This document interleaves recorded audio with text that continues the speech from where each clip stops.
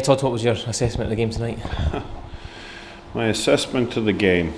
I think that game is probably a microcosm of our season. We come out and look totally unprepared, and the score could have been, by all accounts, significantly worse than it turned out to be. And we come out in the second period and we're clearly the better team, and we look like we have a bit of life about ourselves. And then, the third period was just kind of lackluster, and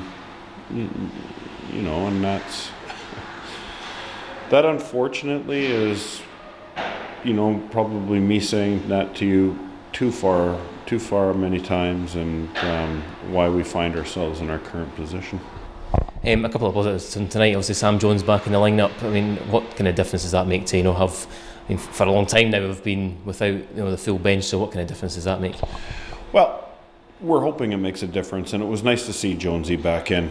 He's been working hard on his rehab to get back into our lineup, and that was an unfortunate pace to have to drop him into, in his first game back. And I sensed this frustration on his face. He turned over a couple pucks, and they were coming at him in waves. I had a quiet word with him on the bench and told him just to keep it simple and not beat himself up. He can't expect to be right at game shape. I thought after that he simplified, and I thought he had a strong game after that. So, that was.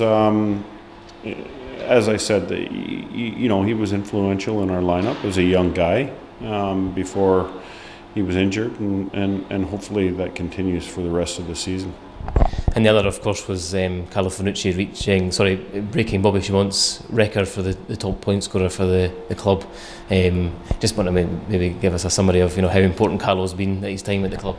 Okay, I'm glad you brought Carlo up. Obviously, I had a word with him after the game and congratulate him on an individual accolade that didn't seem very important to him at the time because of the current situation we're in. But that's a remarkable thing. And Carlo, as I said in an earlier interview, is a tremendous ambassador for the club. Now, Carlo Fanucci, I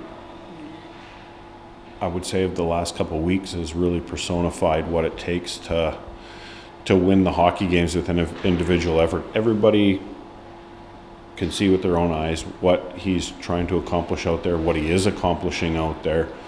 He looks dangerous with the puck, and that's coming from individual effort.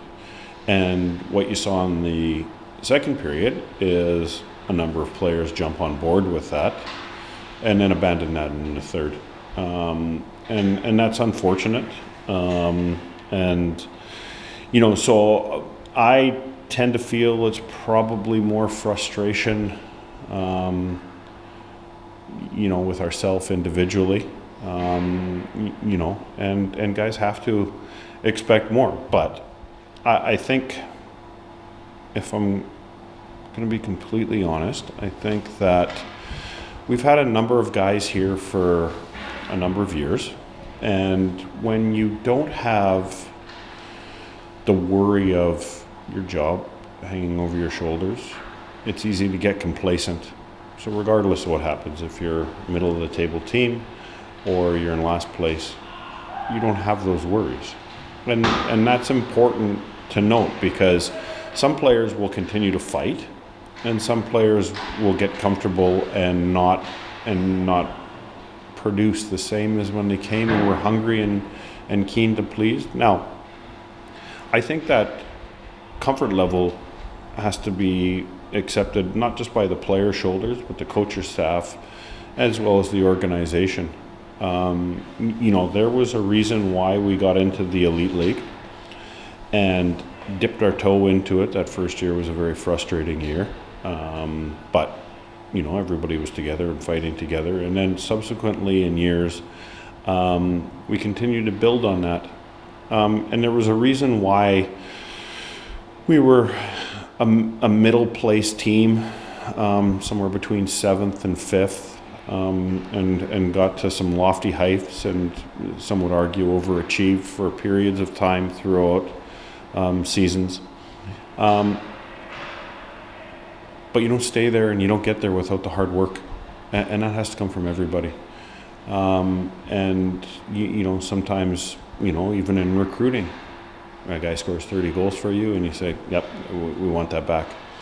And what it does is it glosses over possible shortcomings or faults because, we have a tendency to remember only the positive. Now, and remember, this isn't all on the players. I'm part of that. So the first period, we were doing a system in the neutral zone that I thought we were far too passive, and I thought they were allowed to come at us, and that set the tone in zone, and the team was really on its heels for most of the time. Cardiff were prepared. They'd lost a couple games recently, and they came and they meant business tonight, and just about rolled over us in the first period. We made an adjustment. And we looked significantly more engaged and better prepared, and we were moving forward and we were taking the play, and guys were making good solid hockey plays and fighting to get into the areas. Now that adjustment carried on into the third. We just didn't have the impetus to play the same way, because it is hard to play that way. If it was easy, everybody would be doing it.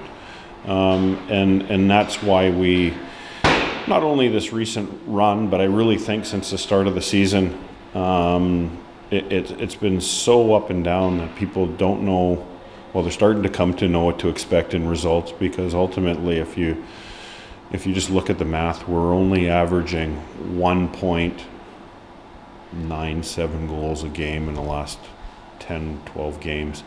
And you're not going to win many hockey games if you don't produce the offense. And, my argument certainly is, that guys are capable to get in those areas. They're just not used to fighting to get in those areas. And, you can't just expect it to happen.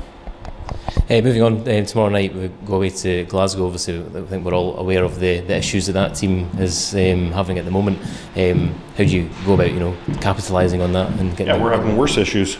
Our current record speaks for itself. Tomorrow is a game that, we need to come with a full engagement level and be prepared to play for 60 minutes.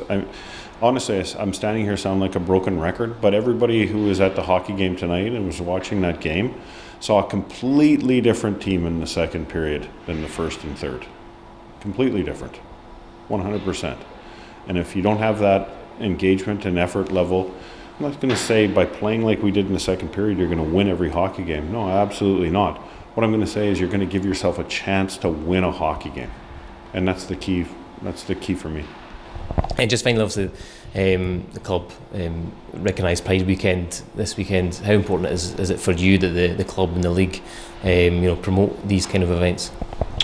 I said earlier in a pre-game interview with Ross that I thought it was fantastic. We've always considered us to be a close-knit family here in this smaller community and surrounding communities that support their local club.